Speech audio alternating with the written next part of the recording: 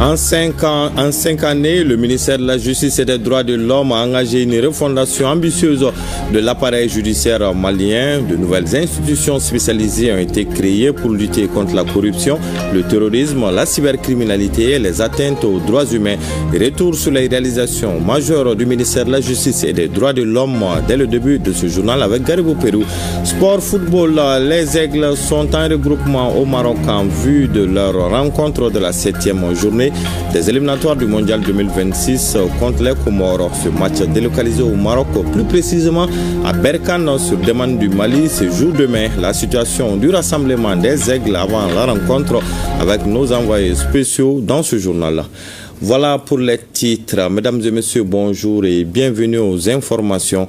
En 5 années, le ministère de la Justice et des Droits de l'Homme a donc engagé une refondation profonde de l'appareil judiciaire malien. De nouvelles institutions spécialisées ont été créées pour lutter contre la corruption, le terrorisme, la cybercriminalité et les atteintes aux droits humains. Des textes fondamentaux ont également été adoptés pour renforcer l'indépendance de la magistrature et moderniser le droit pénal.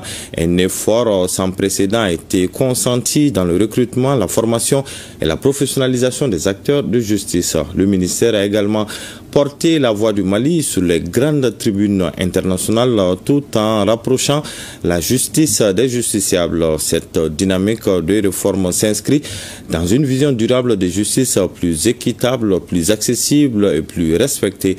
Retour sur les réalisations majeures du ministère de la Justice et des Droits de l'Homme avec Garibou Pérou. Sous l'impulsion éclairée du général d'armée Assimi Goïta, président de la transition, le secteur de la justice a connu une mutation profonde. À la croisée des chemins entre rigueur, modernité et souveraineté, l'appareil judiciaire malien se redessine avec force et détermination. Sur le plan institutionnel et organisationnel, la création du pôle national économique et financier de lutte contre la corruption a permis pour la première fois le reversement record de plus de 400 milliards de francs CFA issus de la délinquance économique. S'y ajoute le pôle national de lutte contre la cybercriminalité, le parquet spécialisé en matière de terrorisme ou encore l'agence de recouvrement et de gestion des avoirs saisis ou confisqués. Des institutions conçues pour répondre aux défis modernes de la justice. La Cour administrative d'appel de Bamako incarne désormais le double degré de juridiction en matière administrative, tandis que la Direction nationale des droits de l'homme, première du genre depuis l'indépendance, veille à la promotion et à la protection des libertés fondamentales. Sur le plan normatif, le chantier a été ambitieux. Le code pénal et le code de procédure pénale ont été promulgués. Ces textes introduisent des avancées majeures, la suppression de l'immunité des élus, l'imprescriptibilité des crimes économiques, la création de chambres criminelles ou encore l'introduction de nouvelles infractions telles que l'esclavage par ascendance ou la traite des personnes. Les juridictions supérieures, Cour suprême, Cour constitutionnelle, Cour des comptes bénéficient à présent de lois organiques modernes renforçant leur indépendance et leur efficacité. Au cœur de cette réforme, la justice malienne s'est engagée dans la refonte de ses ressources humaines. Entre 2022 et 2025, ce sont 681 agents de justice qui auront été recrutés, dont 316 magistrats, un chiffre équivalent à tout le corps judiciaire recruté depuis l'indépendance. Des semaines thématiques telles que la semaine de la justice ou celles dédiées au symbole de l'État ont été instituées pour rapprocher l'appareil judiciaire des citoyens. Des conseils supérieurs ont été mis en place pour structurer les nouvelles professions. Des états généraux inédits ont réuni pour la première fois avocats, notaires, huissiers et experts judiciaires pour refonder les bases de ces métiers essentiels. La modernisation des services judiciaires ne se limite pas aux structures. 2 lignes gratuites ont été créées, Binkani Kunafoni pour signaler les abus et Hake Kunafoni pour informer les citoyens. Des bureaux d'assistance juridique et des vestibules de droit ont vu le jour, offrant aux justiciables un accès plus transparent et équitable à la justice. Le contrôle rigoureux de la chaîne pénale, la supervision des cabinets d'avocats, notaires et huissiers dans la lutte contre le blanchiment et le terrorisme marquent une volonté d'assainissement sans compromis. Sur le plan international, le Mali fait entendre sa voix. Le ministre de la Justice a porté la voix du pays à Genève, à La Haye et à Vienne, à Saint-Pétersbourg ou encore au Forum mondial de lutte contre le racisme à Barcelone. Autant d'occasions de rappeler les engagements du Mali en matière de justice et de droits de l'homme. Le pays se dote également d'instruments modernes pour le suivi et l'évaluation de ses performances. Pour la première fois, un rapport d'activité du ministère, un rapport annuel de performance et un programme décennal de développement de la justice 2026-2035 ont été élaborés. Un logiciel de gestion des dossiers judiciaires a été lancé, amorçant la dématérialisation des procédures. L'informatisation du casier judiciaire est imminente. La création projetée d'une imprimerie judiciaire pour lutter contre l'anarchie et les désordres dans la fabrication et l'usage des symboles de l'État, ainsi que les premières politiques sectorielles en matière de genre et d'éducation surveillée depuis l'accession de notre pays à l'indépendance témoignent d'un nouveau souffle donné à l'institution judiciaire. Le grand corps malade a retrouvé une santé de fer grâce au vaccin administré par le ministre de la Justice et des Droits de l'Homme, Mamoudou Kassogué, sous les hautes instructions du président de la transition, le général d'armée Assimi Goïta. Loin d'être symbolique, cette refondation de la justice malienne est une œuvre de fond portée par une vision, des moyens et une volonté politique affirmée. À travers ces réformes, le Mali réaffirme sa souveraineté, renforce la confiance de ses citoyens et s'inscrit dans la marche des nations modernes. Sur un tout autre sujet, l'opération d'immatriculation sera désormais généralisée. L'objectif est de faciliter l'acquisition par les citoyens des parcelles sans tracasserie et en règle avec la loi domaniale et foncière qui ne reconnaît que le titre foncier comme document de propriété. Toutes ces informations ont été données au cours d'une conférence de presse animée par les responsables de la commission en charge du dossier. Les détails avec Alousseni Touré. Sous l'égide du ministre en charge de l'urbanisme, la Commission nationale d'immatriculation des parcelles a commencé ses travaux en septembre 2024. La phase pilote a donc été conduite une année durant et a concerné les quartiers de Zerni et de Kalabankoro, Sud Extension. Au total, 3262 titres fonciers ont été effectivement créés. Aujourd'hui, l'heure est à l'élargissement de cette opération de création de titres à l'ensemble du pays. Aujourd'hui, nous sommes en mesure de vous dire qu'il y a des titres fonciers qui sont disponibles. Il y a des titres fonciers qui sont disponibles précisément dans le quartier de Kalabankora Sud Extension et le quartier de Zerni. Les titres fonciers fin prêt sont au nombre de 3262, dont 1217 pour Yirmadio Zerni et 2045 titres fonciers pour Kalabankura. C'est l'occasion pour nous d'inviter les citoyens qui habitent dans ces deux quartiers, Kalabankura, Extension Sud et Zerni, et qui ont leurs parcelles déjà titrées à travers cette opération systématique d'immatriculation de parcelles de terrain, qu'ils peuvent venir s'adresser au bureau des domaines et du cadastre du district de Bamako pour se faire délivrer les copies de leurs titres fonciers. Le prix du mètre carré varie en fonction de la vocation de la parcelle et de son emplacement géographique. Les parcelles situées en zone urbaine n'ont pas le même prix que celles rurales.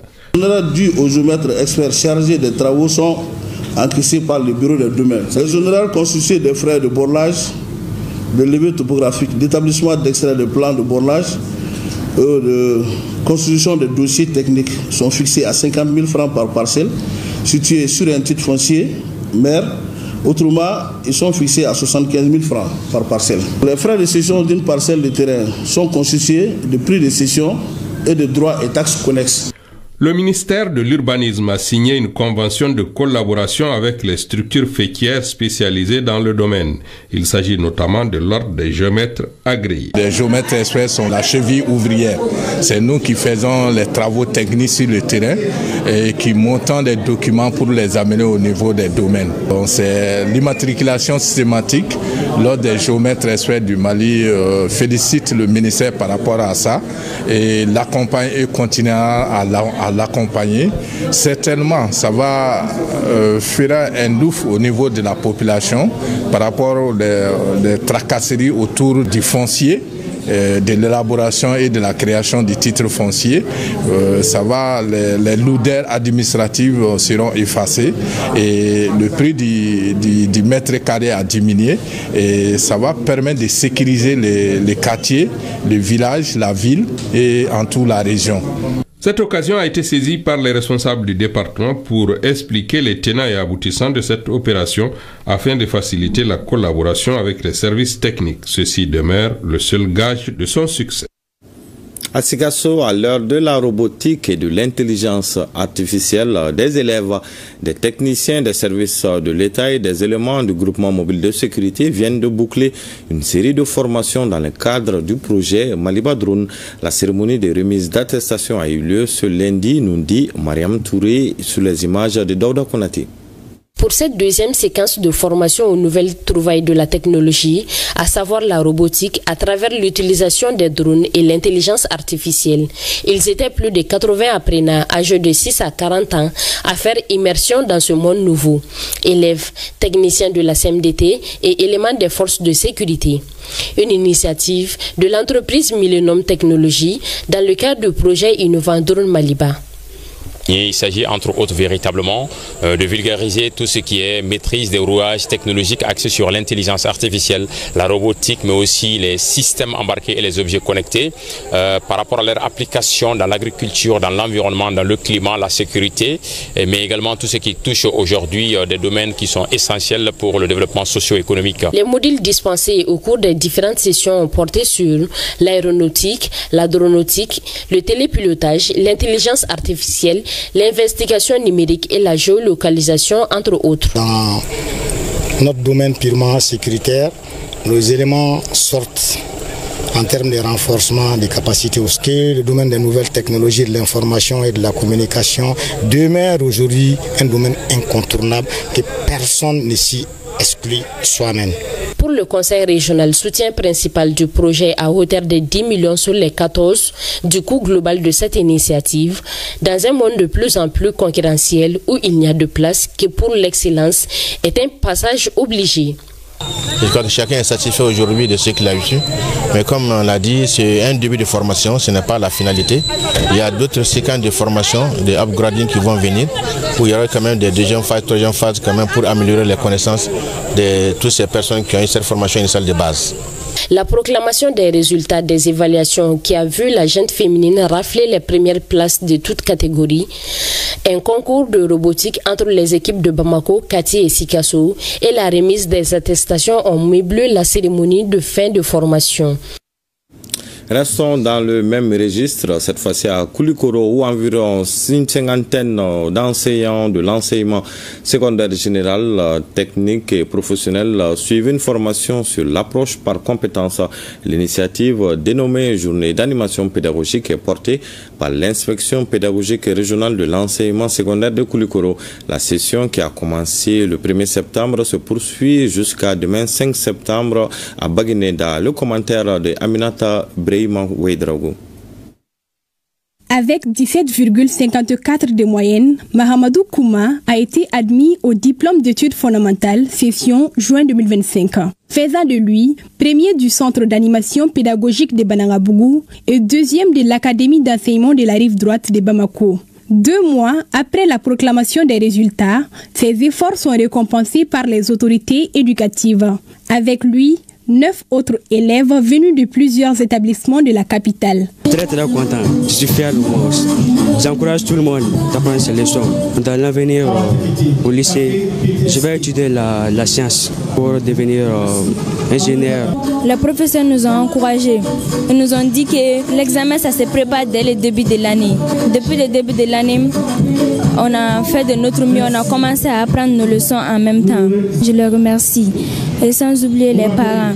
Ils repartent tous avec un kit de fournitures scolaires composé de sacs, des cahiers et d'autres matériels scolaires. Un appui qui vise à féliciter les lauréats et encourager les candidats malheureux à emboîter le pas. Cette année, nous avons célébré une dizaine de lauréats qui ont eu une moyenne comprise entre 16,38 et 17 et plus.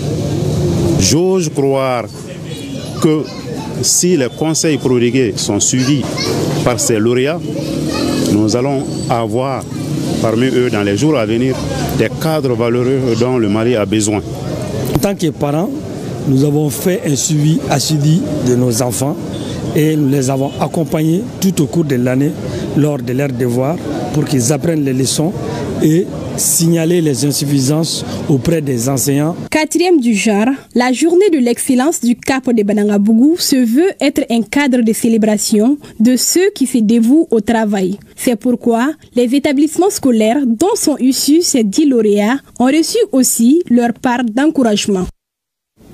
Vous l'aurez compris, c'était plutôt la journée de l'excellence du Cap de Banangabougou qui a remis des kits aux 10 meilleurs élèves du DEF session de juin 2025. Le gouverneur de la région de Koulikoro est allé encourager hier l'équipe régionale de Koulikoro suite à sa qualification pour les demi-finales de la Super Coupe Général d'Armée Assimi Goïta au lycée sportif Ben Omar Sy de Kabala. Colonel Lamine Kapori Sanogo a salué l'exploit des joueurs et prodigué des conseils. Les joueurs ont promis de conserver le trophée de la compétition. Les précisions avec Oumarenza Traoré qui était de la visite. C'est aux environs de 11 h que le gouverneur de la région de Koulikoro, le colonel Lamine Kapori Sanogo, a fait son entrée au lycée sportif Ben Omar Sy de Kabala. Après les salutations d'usage, l'exécutif régional de Koulikoro a mis le cap sur la salle de conférence du lycée où il était attendu par les joueurs et l'encadrement technique de l'équipe régionale de Koulikoro. Donnant la parole aux joueurs, ils ont sollicité son accompagnement pour le reste de la compétition. Nous allons aborder ce match avec beaucoup de sérieux. Nous sommes déjà prêts pour jouer contre Tombouctou. Nous saluons le gouverneur et les supporters pour leur soutien sans faille. Pour sa part, le chef de l'exécutif régional a d'abord salué l'exploit des joueurs suite à leur qualification pour les demi-finales de la Supercoupe Générale d'Armée Assimi Goïta avant de les exhorter à plus d'engagement. Une chose est de gagner une coupe, la plus difficile est de la conserver. Donc c'est un challenge pour ces jeunes. Donc j'ai prodigué des conseils à l'endroit du personnel d'encadrement technique qui a l'obligation aujourd'hui d'échapper une stratégie redoutablement efficace pour qu'on puisse remporter cette coupe-là. A noter que sur place, des joueurs de l'équipe régionale de Koulikoro ont bénéficié des fonds mobilisés par les ressortissants de leur région. Sport football, les Aigles sont en regroupement au Maroc en vue de leur rencontre de la 7e journée des éliminatoires du Mondial 2026 contre les Comores. Ce match délocalisé au Maroc, plus précisément à Berkane, sur demande du Mali, se joue demain. Le rassemblement a commencé dimanche et le nid des Aigles est presque garni avec la présence de 23 joueurs sur 25 retenus. Dans le groupe Aigle, on note la présence de nouveaux défenseurs Ousmane Kamara. L'atmosphère est positive au sein du groupe. Quelle est la situation du rassemblement des Aigles avant la rencontre de demain? Élément de réponse avec nos envoyés spéciaux au Maroc, Aridou Matina et Sambou Diakité.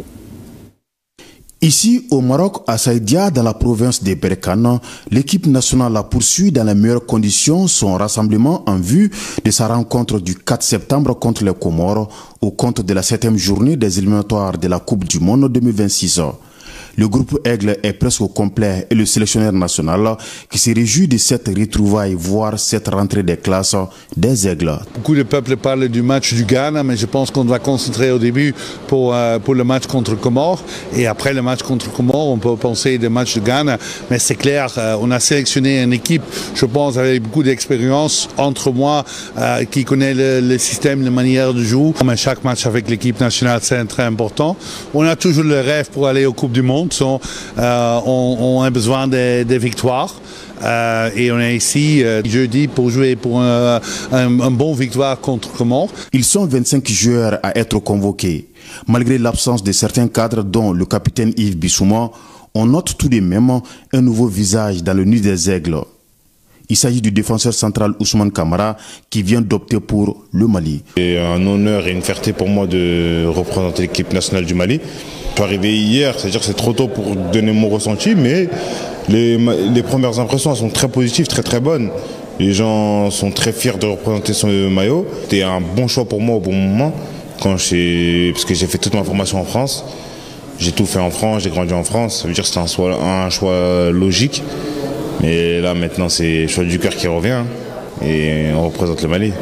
Il manque c'est clair, mais j'ai confiance dans notre équipe, on a des bons joueurs, on a des joueurs qui jouent dans le temps des IF des rôles importants, il y a aussi des jeunes joueurs qui sont développés les derniers mois. C'est une bonne ambiance qui règne au sein du groupe ici à Saïdia, où les Aigles ont effectué ce mardi leur première véritable séance d'entraînement. Et ce mercredi, le sélectionneur Tom Saint-Fiet et ses joueurs feront la reconnaissance du stade municipal de Berkane qui accueille ce jeudi cette importante affiche Mali-Comores à 19h, heure de Bamako, soit 20h, heure locale. En tout cas, bonne chance aux Aigles du Mali. Ainsi prend fin ce journal. Prochain rendez-vous avec l'information, c'est à 20h. En attendant, passez d'excellents moments en compagnie de nos programmes.